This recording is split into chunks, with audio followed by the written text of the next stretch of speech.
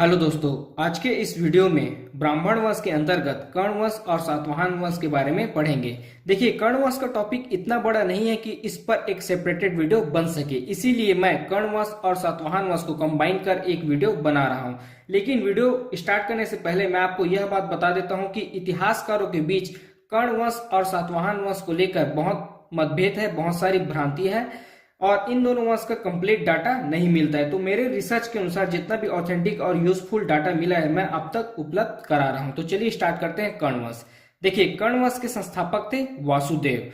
कर्ण वंश से पहले ब्राह्मण वंश में मगध साम्राज्य में शासक था शुंग वंश का, और शुंग वंश के अंतिम शासक थे देवभूति। देवभूति की हत्या करते हैं वासुदेव 73 बीसी में और भारतवर्ष में कर्ण वंश की स्थापना करते हैं। देखिए, कर्ण वंश का शासन संबंधित दो डेटा माना जाता है। पहला है 73 बीसी से 30 बीसी तक और दूसरा है 75 बीसी से 30 बीसी तक। कुछ इतिहासकार 73 बीसी से 30 बीसी तक कर्ण वंश का शासन क्रम मानते हैं और कुछ इतिहासकार 75 बीसी से 30 बीसी तक कर्ण वंश का शासन क्रम मानते हैं। लेकिन मेरे रिसर्च के अनुसार वासुदेव ने 73 बीसी में देवभूति की हत्या कर कर्ण वंश की स्थापना की, लेकिन कर्ण वंश का जो शासन काल था वो 75 बीसी में स्टार्ट हुआ है। तो आप अपने हिसाब से अपना डेटा ले सकते हैं। और कर्ण वंश को पुराण में इस प्रकार के वाक्य से संबोधित किया गया है। सॉरी, इसका प्रोनाउंसिएशन मेरे से नहीं होगा।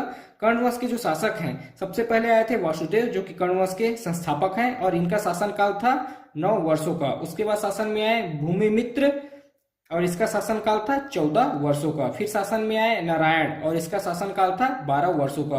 और अंतिम शासक है सुशर्मन या सुशर्मा और इसका शासन काल था 10 वर्षों का। कर्ण वंश को पुराण में इस प्रकार से संबोधित किया गया है। इसका प्रोनाउंसिएशन मैं नहीं कर रहा हूं, आप देख लीजिए जूम कर। देखिए, कर्ण वंश के अंतिम शासक थे सुशर्मन या सुशर्मा और यह अत्यंत अयोग्य एवं दुर्बल शासक था और इसके हत्या करते हैं श्रीमुख और सातवाहन वंश की स्थापना करते हैं। कर्ण वंश से रिलेटेड इतना डाटा आपके लिए काफी है। तो चलिए स्टार्ट करते हैं सातवाहन वंश। देखिए,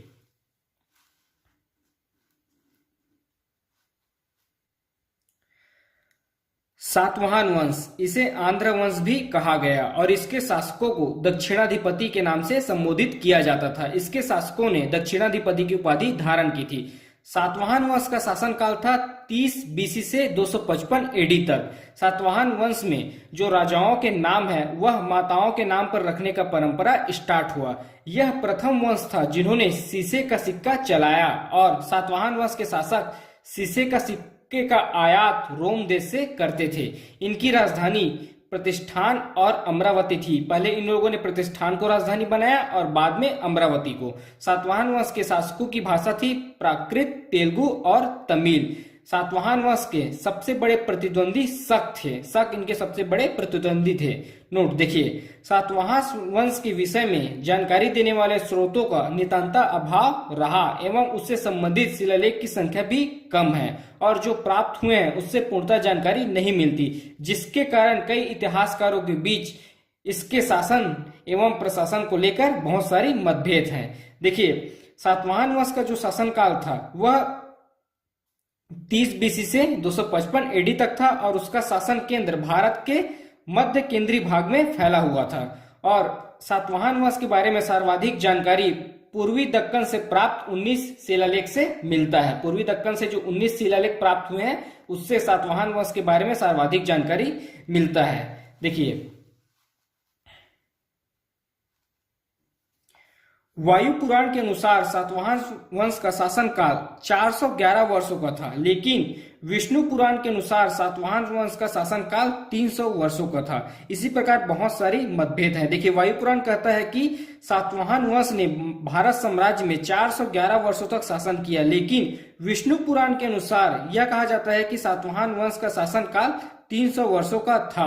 सातवाहनों ने शुंग और कर्ण वंशों का विनाश किया। सातवाहन वंश के शासक हैं श्रीमुख, कान्हा, सतकर्णी या सातकर्णी प्रथम, राजा हाल, शिवशटी, गौतमी पुत्र सातकर्णी, वरिष्ठ पुत्र पुलुमाली, शिवश्री सातकर्णी, यज्ञश्री सातकर्णी और यज्ञश्री सातकर्णी इनके अंतिम शासक थे। तो हम लोग नेक्स्ट क्लास में इन्हीं सब शासकों के बारे में पढ़ेंगे कि कौन कौन से शासक ने क्या क्या कार्य किए।